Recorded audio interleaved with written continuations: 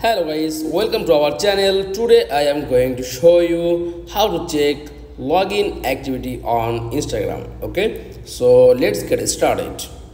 Then first of all, click on Instagram app.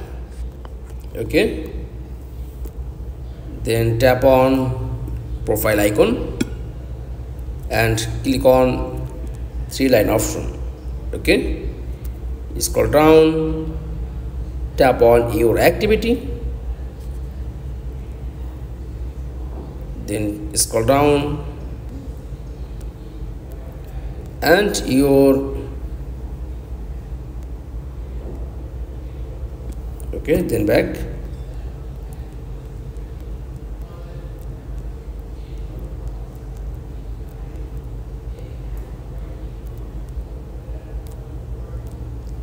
search,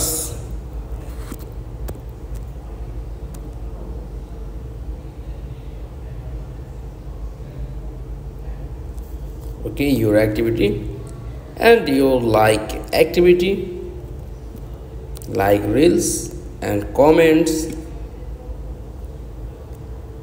and tag and sticker and reviews, then all your Instagram activities. That's all. Thanks for watching. Please like, comments and subscribe. Thank you.